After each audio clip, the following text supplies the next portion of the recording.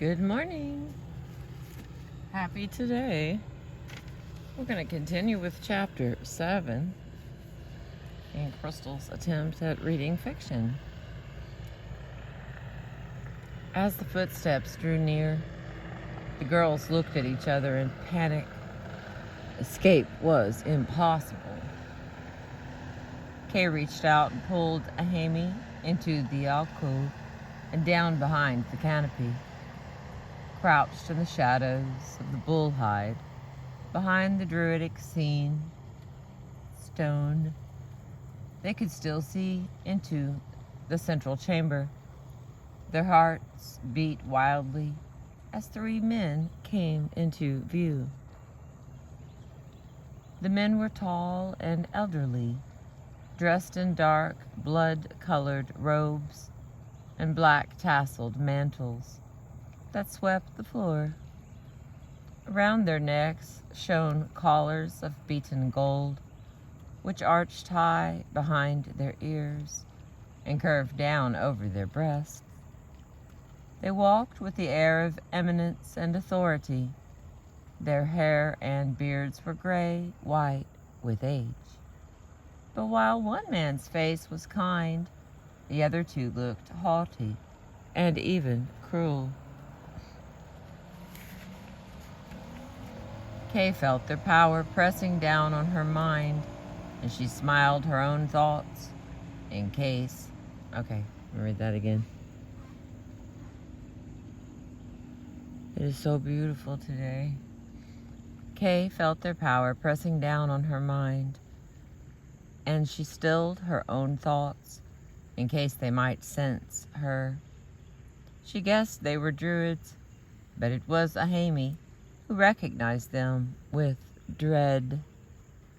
The 3 chief druids of Insenfale, Fis and Folkmar, the Dark Ones, and Aeolus, the Wise.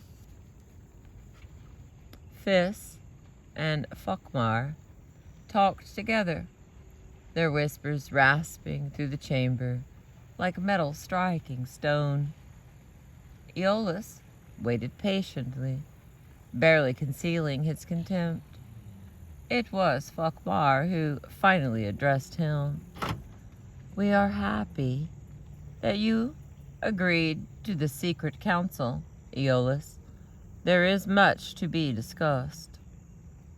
"I join you for one reason only," Aeolus replied. His voice was deep and calm, but it rang with command.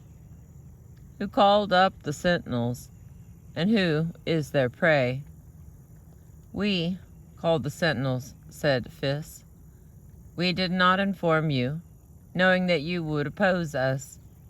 As for their prey..." He hesitated a moment and then spat out the answer. "They ride to kill Urias." Aeolus's face contorted with shock, and Kay felt Amy stiffen beside her. "Have you gone mad?" Aeolus cried. "You would kill the rising queen? The rage of the goddess will fall upon us." The rage of the goddess falls upon all traitors," Folkmar said harshly. Then he raised his hand as if to bring peace to the council. His voice took on a smooth and insinuating tone. "Only a few days ago, Aeolus, it was you who warned us of an approaching invasion of our land." Still reeling with what he had heard, Aeolus spoke in a dazed voice. "I do not deny the visions of the bull's sleep. The tarfice is truth. I have seen a fawn persuaded by a red-eared hound. In the sky, winged serpents raged in battle, and when the lady rode her pale horse, She was overcome by a rider upon his black steed. Since the beginning of time, these have been the omens of conquest. We, too, have lain upon the wattles of wisdom, Fis said softly, and the bull, sleep, has shown us more.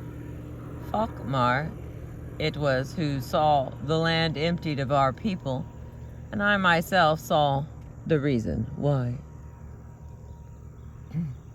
A hush fell over the chamber, and both Kay and Ahami held their breaths, afraid that the slightest sound would be heard. Fis's voice rose with strident malice. I saw Eru embrace the enemy king in her arms. Aeolus' face went white. He stared with disbelief at his fellow druid, but no priest could lie about the revelations of the Tarfas.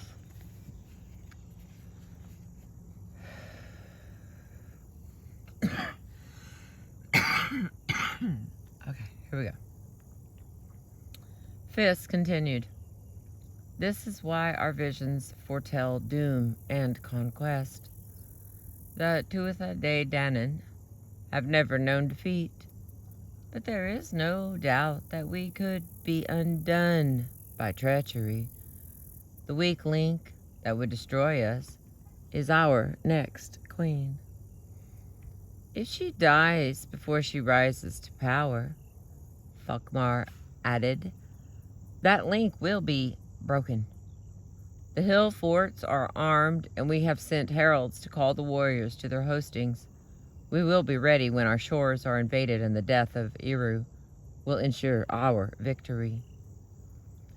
Aeolus swayed on his feet, as if their words were sharp knives piercing his heart, but still he struggled against them. It is the 7th year. Danann law demands a change of sovereignty. Banba and Fodla have already ruled. If their sister is not to rise, who, then, will be queen in Innisfail? Fis and Falkmar exchanged glances, and it was obvious that they had prepared their answers. Falkmar smiled thinly. Sovereignty is but a symbol, and that symbol is the royal sword. Any noble Danann woman is fit to represent the goddess in this land. At the games of Telektiu, on the feast of Lagnugstead, we will present the sword to the winner of the women's race. With sovereignty assured, and our armies nearby, the Tuatha De Danann will meet the enemy full, strong, and invincible. Aeolus closed his eyes, and when he opened them again, they were dark with bitterness.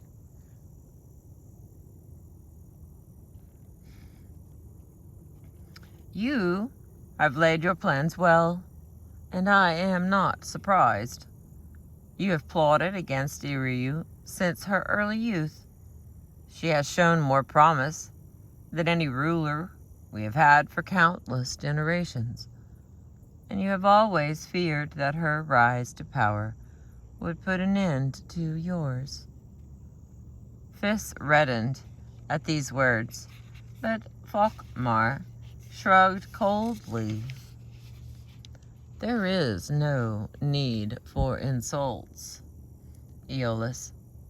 It is only natural that you would favor Eru's succession, as she is your foster child, but you must put aside personal feelings and preferences, no matter how difficult that may be. Our past quarrels are now irrelevant. We face the threat of conquest. Hard decisions must be made. Do you accept that Fis has told you the truth about his vision? It was some time before Aeolus could bring himself to answer. Though he knew the two druids schemed, always for power, they could never lie about the Tarfus. It was the foundation of druidic belief, the cornerstone of power, a sacred bond with the goddess. A priest would lose his life if he desecrated its name. When Aeolus finally bowed his head in assent, the weight of misery and grief seemed to pull him downwards. He stood, a stooped and broken man. With quiet triumph, Falkmar dealt the last blow. Then you accept that Eru is traitor. The law cannot be denied its honor price. Death is the penalty for treason. My poor, poor dear, Aeolus murmured, and his face was wet with tears. He did not look again at Fis and Falkmar. With an air of defeat and utter loss, he left the chamber in silence, dragging his feet like a man condemned. When he was gone, the two druids smiled at each other with undisguised glee. The old fool, hissed Falkmar. But at least he knows when he is beaten. It would not bode well if the chief druids were divided in their counsel to the people. Now our plans can proceed without interference.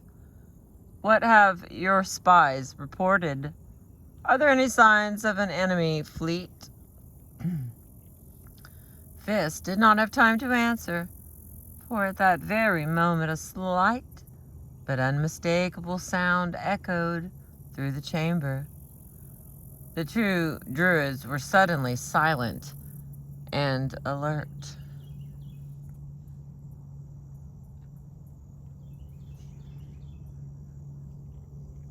Behind the canopy, Kay and Ahami went rigid with fright. Both had been listening intently to the council. Kay had perked up at the mention of the royal sword and was wondering if it was the same sword which belonged to the quest. But it was the talk of the queen's death and the coming invasion that affected Ahami. These were terrible tragedies befalling her land and people. She couldn't stop the tears from welling up to blind her. She had lifted her arm to wipe her eyes, and in that second of carelessness, the brooch which clasped her cloak fell on the druidic stone. She recovered it immediately, but was too late. The tiny sound had been heard. Falkmar's eyes darted throughout the chamber and settled on the sacred alcove. His glance penetrated the shadows of the bullhide, and his eyes flashed in points of red anger.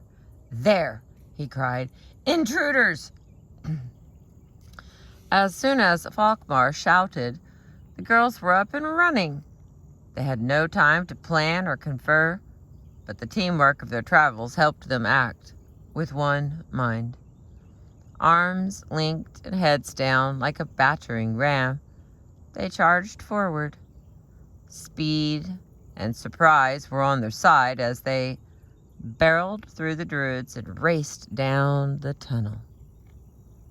It was a brief but terrifying run, and at last the entranceway opened before them. Daylight blinded their eyes as they leaped over the lintel stone. "The circle!" Kay gasped with sinking heart. Beyond stood the ring of massive stones waiting pitilessly to ensnare them. Kay quailed at the thought of another battle. It was too soon. She was certain. Her mind wasn't strong enough. But what else could they do? The druids had recovered. She could hear footsteps behind them. "Never give up," she cried. catching Ahami's hand, and they ran toward the stones. It was hopeless, and yet they ran with hope in their hearts. Fear raged through them, and yet they insisted on being courageous. They neared the circle, steeling themselves for the onslaught of formidable power. But though they were ready to face the worst, they were not prepared for what did happen. They heard a voice high up in the air, deep and unearthly, but strangely compelling. They stopped, unsure and disoriented. The air itself parted before them as if a curtain had been torn asunder. There, beyond all imagining, stood a giant of a man, with antlered brow and cloak of green leaves. His face was sharp and wild, like a blue-eyed hawk. His yellow hair fell back from his forehead like a horse's mane. Beside him was a magnificent stag with shining hide and antlers of awesome width.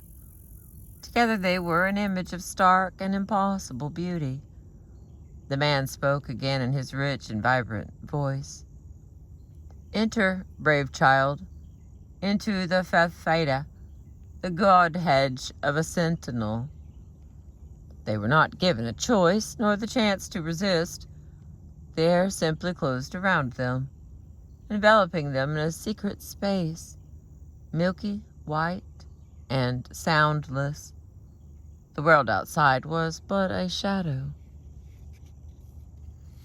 That is the end of chapter 7. Let's see how long chapter 8 is here. Pretty long. Alright, let's add some more to this, because we haven't got that sun yet. And she'll be here anytime to greet us. For the sunrise is the reward for making it for another day. But you gotta be up to catch that reward. You could spend the whole day sad because you missed out. We don't want to do that. All right, my loves. Chapter 8. Out of the frying pan and into the fire, Kay was thinking to herself. The sentinel had grasped hold of the girls. Excuse me. The sentinel had grasped hold of the girls and was leading them through the milky void.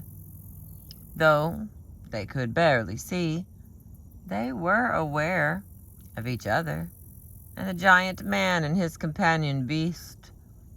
At one point, they stopped abruptly as footsteps sounded just beyond them, a soft, slow tread.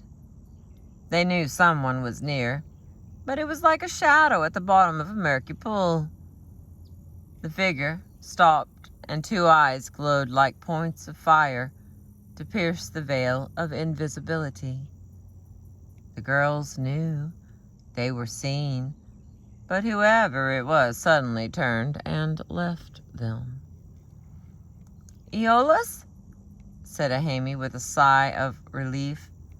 "The Druids are not deceived by magic, but he let us be." "The others certainly won't," Kay muttered. As if he heard her words, the sentinel moved beside them, and again the air was torn away. They were on the green hillside below the brawl, and circle of stones stood a safe distance behind.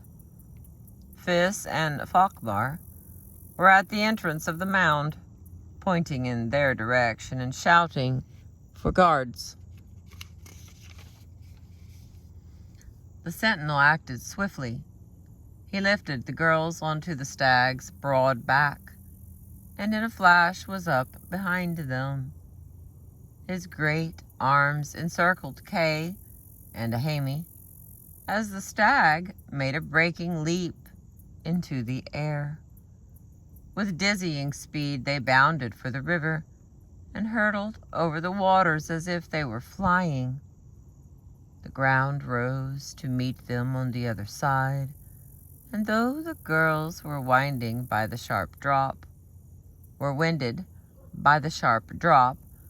stag charged onward without breaking his stride.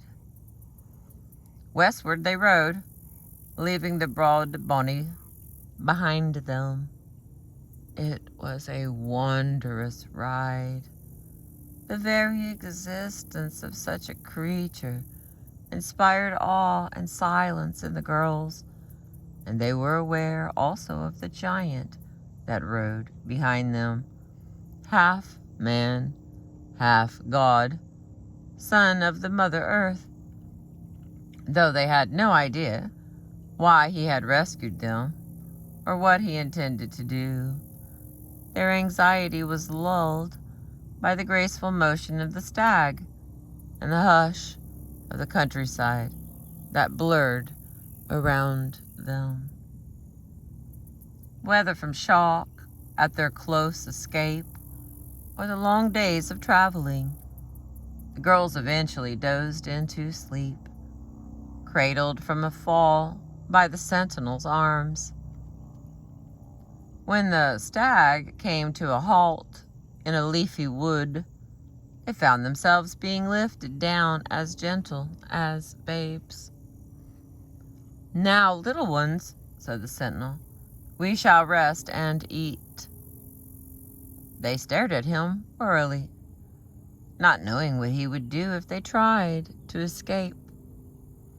But he seemed oblivious to their concern as he set about building the fire and preparing their meal. He took a leather satchel from beneath his cloak and arranged food and utensils with skillful care. Dried beef, wild apple, and fat mushrooms were all speared on skewers and roasted over the flames.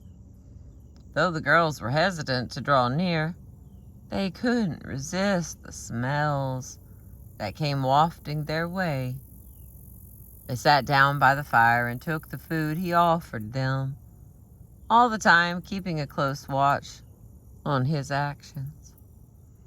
He moved with the elegant grace of one who had always lived in the open. His cloak of green leaves rustled like the trees. His antlers arched like branches. Beneath his cloak, he wore red-brown hide, and a great stone dagger hung at his waist. Like the stag he rode, he was untamed and free, a creature of the forests and the windy plains. When he sat to eat with them, his eyes stared over the fire as keen and as remote as a hawk's. Kay cleared her throat as she found the courage to speak. Her tone was respectful. "May I ask why you rescued us from the Druids? Don't they command you?" There's my friend. Listen.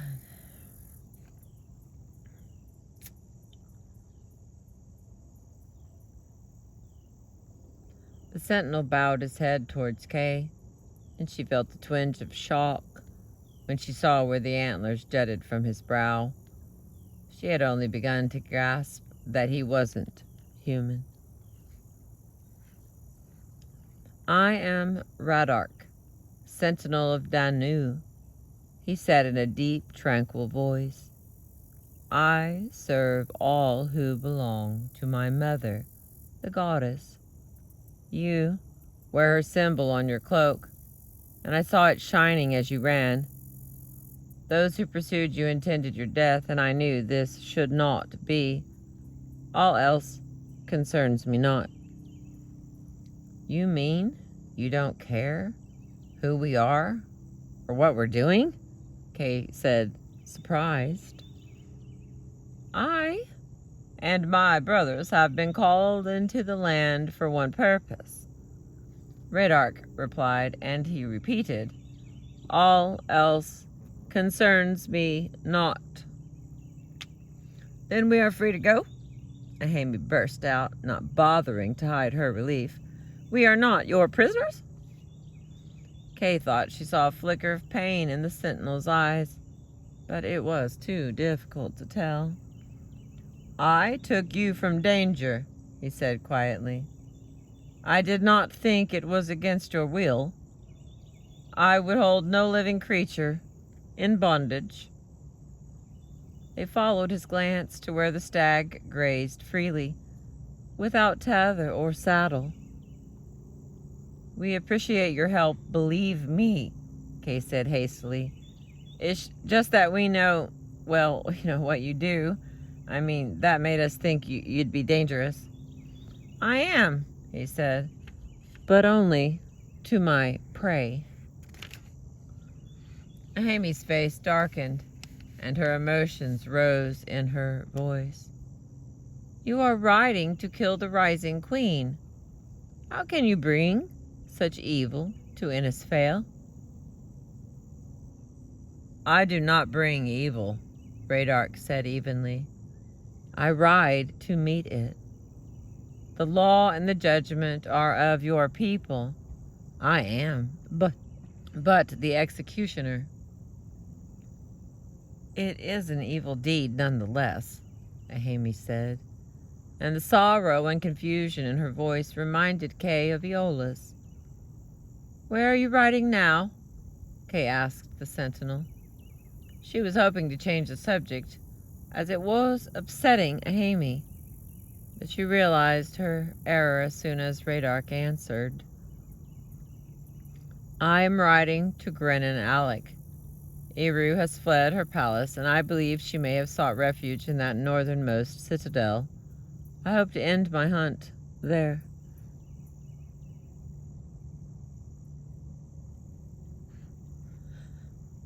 Kay was immediately caught in an impossible situation. Ahami burst into tears at the bluntness of Radark's intent. But Kay's own heart had jumped at the mention of Grennan Alec. She saw the opportunity before her and felt compelled to take it despite Ahami's feelings. That's where we want to go too, she said eagerly. Will you take us with you? I will not ride with a murderer, Ahami cried out before the sentinel could reply. Her face was streaked with tears and her look was wild. You didn't object when he saved us, Kay retorted impatiently. But she was unnerved by the storm of Ahami's emotions. The girl was impossible to reason with in such a state. I will not ride with him, Ahami repeated stubbornly. Kay felt her anger rising as she considered the consequences of Ahami's refusal. Without thinking, she leaned forward and grabbed Ahami by her cloak. If you think I'm walking all the way just because of you... Ahami drew back, startled by Kay's threatening pose, and then burst into tears again. Kay was exasperated by her, but her voice grew calmer. You promised me you'd be strong, remember? We're supposed to follow the quest no matter what happens. You agreed to that too. The sword is in Grennan Alec. We've got to get there, and it'll be a lot faster and easier if he takes us. Though her shoulders drooped with unhappiness, Ahami nodded in surrender at last. Kay breathed a sigh of relief and turned to Radark with an apologetic look. Can we go with you? She asked again. You may ride with me, he said. We will stay here the night and leave at dawn. Kay thought she heard a note of understanding in his tone, but she was not sure. He was very difficult to read. Raydark stoked the fire higher and then left their campsite to walk with his stag in the forest. Ahami ignored Kay and lay down to sleep, pulling her cloak over her in an angry, lonely way. Kay shrugged with annoyance. The girl was certainly a handful at times, and yet Kay could understand her feelings. Innisfail was Ahami's homeland, and her queen was condemned to die. Though Kay could afford to be unaffected by such things, it only made sense that Ahami would take them personally. "I don't like what he's planning to do either," she said quietly to Ahami's huddled form. "But maybe the quest will make things better. Fintan said it's for the good of your race." She saw Ahami's back ease a little and added, "We just have to keep going and hope for the best." As Kay lay down by the fire, Ahami turned around and reached out silently to take her hand. Kay squeezed the small palm, happy to be friends again. Later that night, Kay wakened to see two figures beyond the campfire. It was Raydark standing with his back to the flames, his arms resting on the neck of his stag. Both were gazing upwards at the starry night. Deep in her mind, Kay could sense the timeless bond between them. But there was something else, too. A mutual sadness, a shared yearning for freedom. Only half awake, Kay was confused. "Aren't you already free?" she thought. But she slipped back into oblivion without an answer to her question. They rode out the next morning. In the early dawn, when the darkness of night still lingered in blue trails over the landscape, the stag bounded northward with the speed and ease of a powerful engine. As the hours passed, the warmth of the rising sun burned away the mists of morning, and the countryside shone with brightness and color. Bronze bog, green hollow, dark plain, and white river all swept past in a multi-hued rush, like the wind in flight. The journey took a full day, as they stopped for meals. But though Kay expressed concern that the stag was carrying 3, the creature showed no sign of strain or weariness. By the time they reached Mag Aotha, the plain that bordered the river Fionn, the last bars of sunset were fading from the sky. Twilight descended as they traveled by the river Mogham, and the waters flowed like liquid shadow. At a quiet word from Raydark, the stag left the river and journeyed westward. Mountains rose before them, and they stopped at the peak that held Brennan Alec like a crown at its summit. Raydark dismounted and lifted the girls down. They spoke gently to his steed.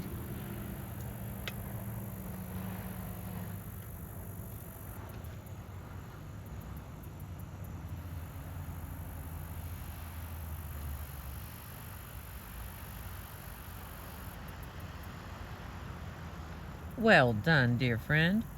We have traveled far with added company. Rest you now, till I return." The love that sounded from his throat affected both Kay and Ahami, for up to then he had seemed so removed from human feeling. They watched shyly as the sentinel kissed the forehead of the beast and then the stag bounded away in search of green pasture. They were at the foot of the mountain, and they could see above them in the dimness the stone walls of Grenanalec. Danann, Cashel of the north, it was a great stone fort overlooking the mountains and the wide bay of Loch Swilly that emptied into the sea. "We will enter in secret," Radark said, taking the girls by the hand. Once again they were enfolded into the sentinel's invisible hedge, and he led them up the mountainside. They were uncomfortable walking without sight or sound, but the grip of Radark's hand was strong and reassuring. After a long climb, they grew aware of the rise of the walls before them. They stopped, even as Radark did. They waited for some time, not knowing what they were waiting for, till they heard the sound of a gate opening and the stamp of horses riding forth. Radark lurched forward, and the girls scrambled to keep up with him as they entered the fortress. When the eerie veil was torn away, they found themselves in the shadow of the walls. Behind them was a huge oaken gate on bronze hinges. High on the ramparts, they could see the outline of warriors keeping watch on the mountains. Before them rose the citadel, a vast stone structure of buttressed keeps, hewn stairways, storerooms, and halls. The many levels of windows were dark and silent as the Cashel slept, except for a single tower that glowed with candlelight. "Someone resides in the royal chambers," Radark said softly. "If my prey is to be caught, I must take her unawares." Ahame let go of the sentinel's hand with dismay, but Kay whispered urgently in her ear, "We have got to stay with him. There are too many guards." While the girls argued in low whispers, Radark stepped away from them and walked near the walls. Then he suddenly disappeared. Kay moved quickly to where he had been standing and found the gap that led into a passage inside the fortress wall. She reached out for Ahame and pulled her inside before the girl could refuse. It was pitch dark within, and the dead air threatened to suffocate them. They had to stoop as they walked, even as the sentinel was forced to crawl on his hands and knees. But eventually the tunnel grew larger, and Radark was able to stand upright. They were climbing stone steps, making their way through the darkness with arms outstretched. "Hollow walls around the castle," Kay murmured to Ahame. "In times of danger," the girl whispered, "the people take refuge in here." The sentinel stopped in front of them and began to push against the wall.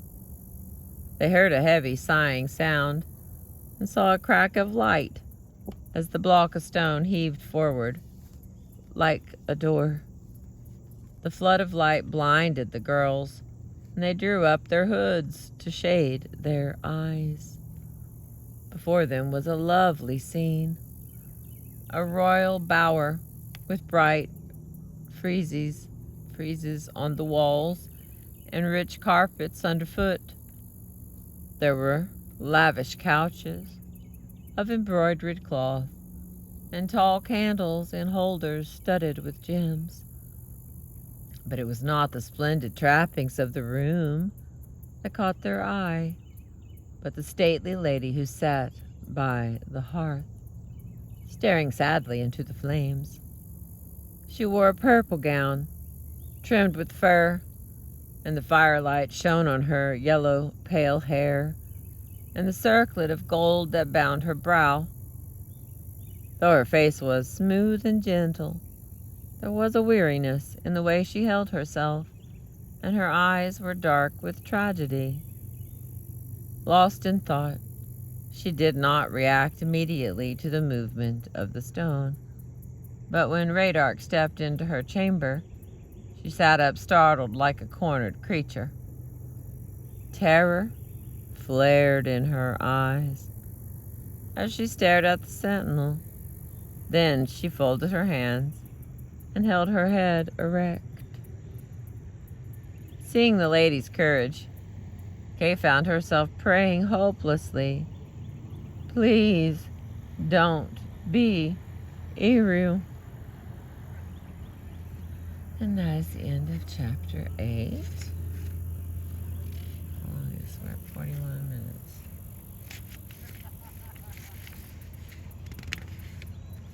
Okay, there's 3 pages, which you know is 6 pages in Crystal Math.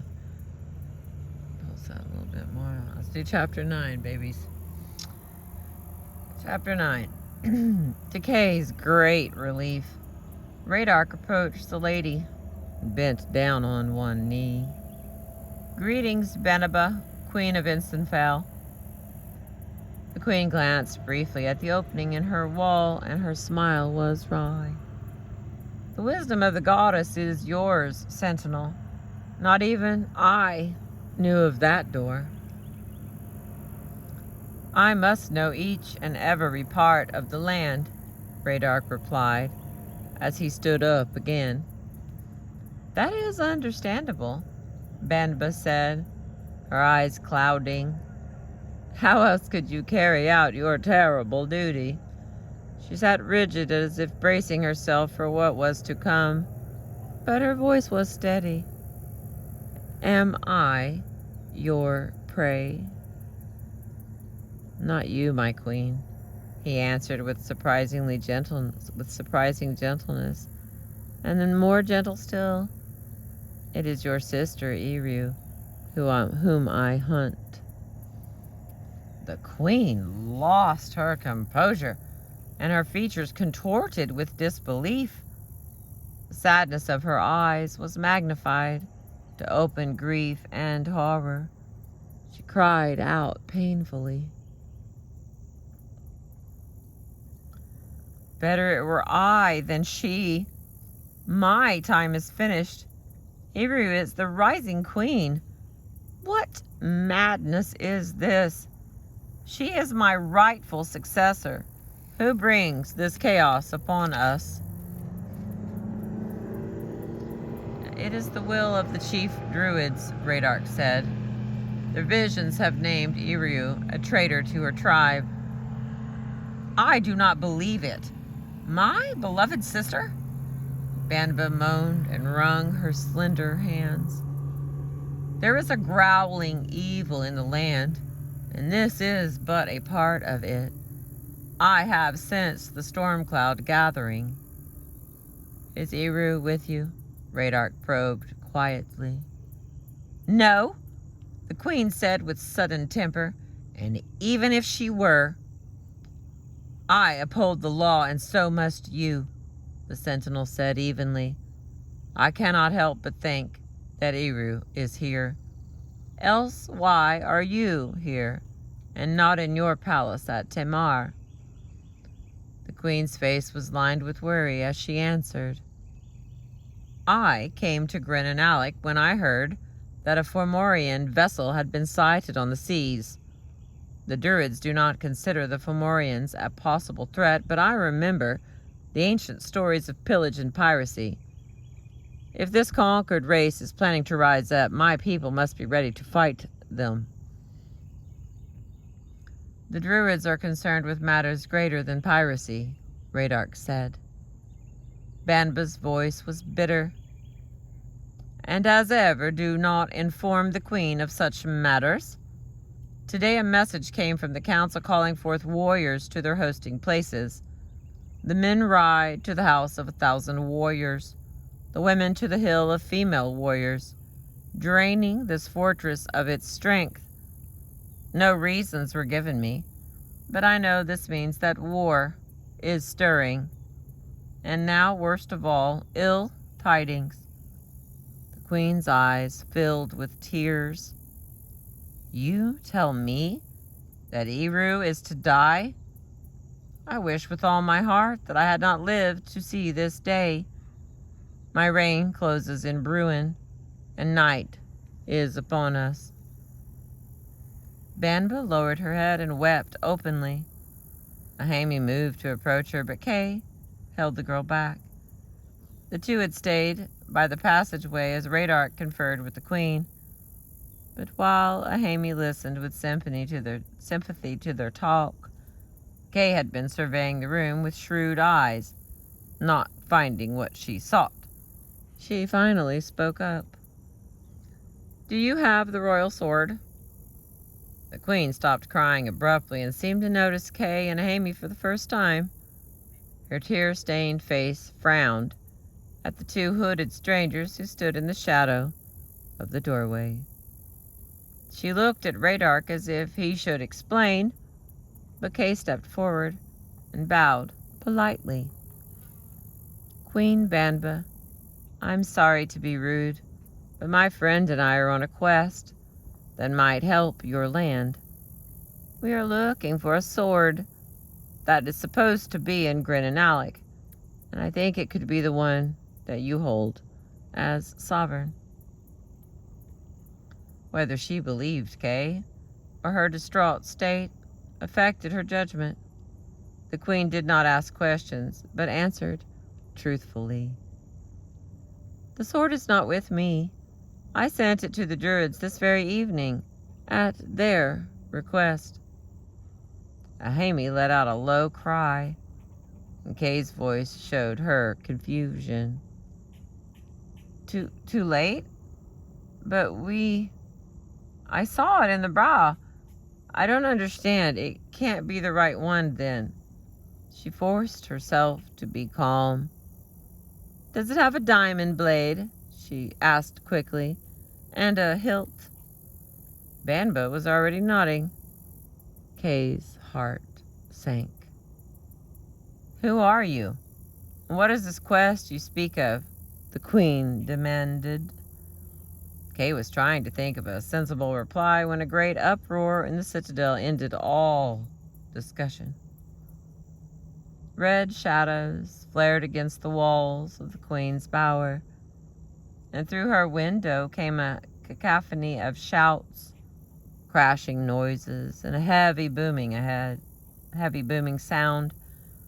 The queen was up in an instant, her travails forgotten, as the discipline of rule took her over.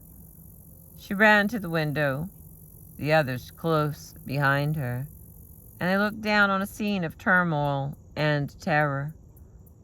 The stillness of the night had been shattered, as if the Furies were unleashed upon Grin and Alec. Fires were burning everywhere. People ran wildly. Cries of pain and panic mingled with shouts of command. Descending through the air like deadly rain were missiles of flaming straw, and over the noise of mayhem came the ominous sound of a battering ram striking the gate. Banba's face was grim. We cannot withstand an attack. Only a handful of warriors remain in the citadel. There is nothing we can do but flee to the walls and hope that some may survive. She turned to Radark. Go now and take your companions with you. I must stay by my people. You cannot stay, Banba, Radark said in a quiet but a commanding tone. It is not the will of the goddess that the queen should die, and neither you nor I can disobey her. My prey is not in this fortress, and I must ride again, but I will take you with me to safety.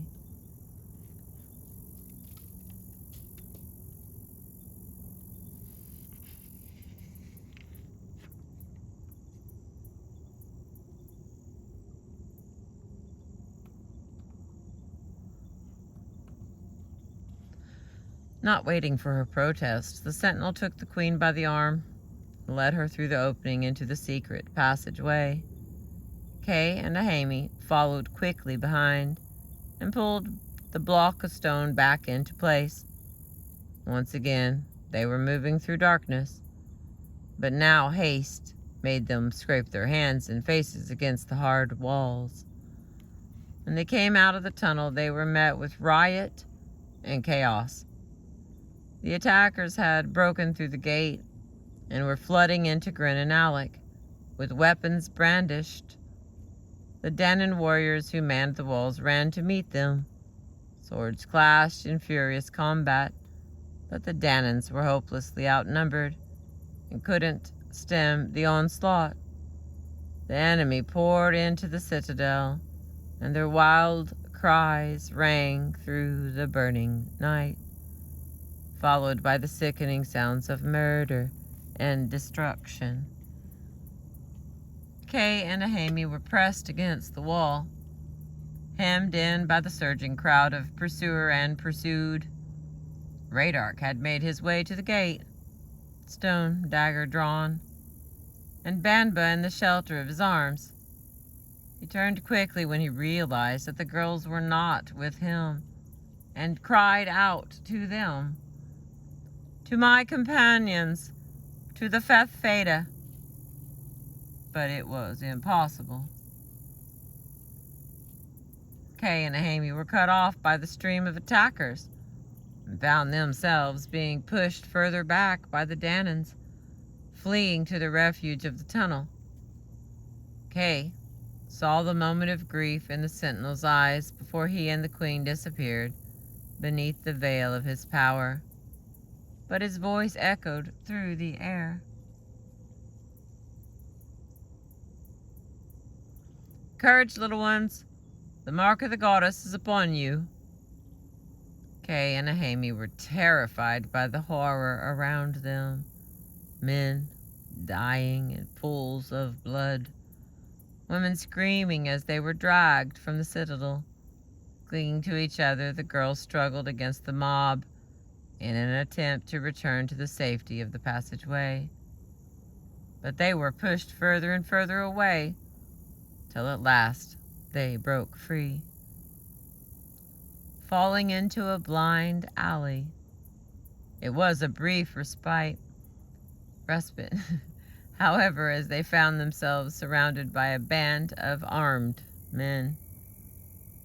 There was no time to flee, no time for Kay to try and use her power. The men rushed forward and the girls were heaved like sacks of grain over burly shoulders. The next thing they knew, they were being rushed out of the fortress, part of the booty of a roaring horde.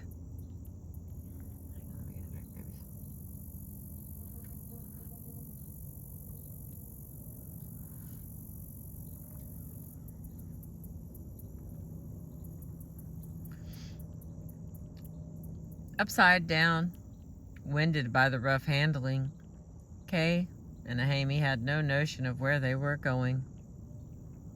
The ground sped past them as the stalky legs of their captors plunged downward from the summit of Grin and Alec. All around came the heavy sounds of men running and the muffled weeping of women. There was no order to the charge, and yet all moved in the same direction. It was only when they were brusquely dropped to the ground that the girls could see what lay ahead.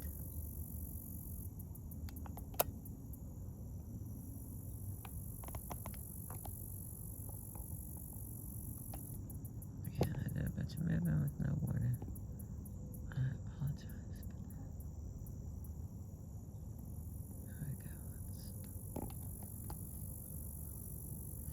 There's some critter walking around the grass and I can hear it. Sounds like an armadillo, but I haven't seen it yet. You know how armadillos kind of zig and zag and stuff? Okay, here we go.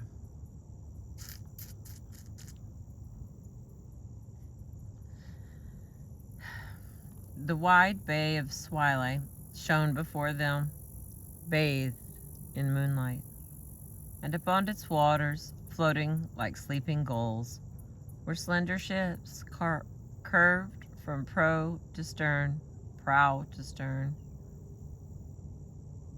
Wow, we just roll on. The raiders were splashing through the shallows and flinging their plunder aboard, weapons and gold, cloths and foodstuffs. Kay and Ahami were pushed toward one of the ships and thrown over the side. The men jumped in behind them, rushing to the benches and thrusting out the long oars. The ship moved swiftly under the hands of the rowers as the coast fell away behind them and the wind rose up with cold and salty ferocity. The girls knew they were headed for open sea. Huddled in the bottom of the boat, Kay fought against her terror and peered through the dimness at the men who had captured her. The rowers were thick-bearded and cloaked in fur, and their metal helmets glittered with pointed horns. They looked like Vikings, but that was hardly possible. Their ancestors, perhaps? Were these the invaders of Innisfail? They were now crossing the white-capped sea, and as the oars were pulled in, a great square sail was unfurled. Upon its billowing surface, a painted emblem glared, a single red eye that spouted flame. "The Fomorians," Ahami cried, and her voice rang with hatred and despair. All right. We made it. That is the end of chapter 9. And again, the we is, me and my mouse in my pocket. Alright, so here's what I've been reading you. Here's our little, what they may or may not look like. And here's who wrote it. I'll remind you, I do not read fiction, and I am super thankful for you letting me read this to you. We have this much left of the book. Can you see? Anyway, that's how we're doing. The Singing Stone. I have also not pre-read this in case there is any question that I know what's going to happen. I do not. But I appreciate this new experience together. Thank you very much. I appreciate you. We got Wiley with us today. He says, have a good day too.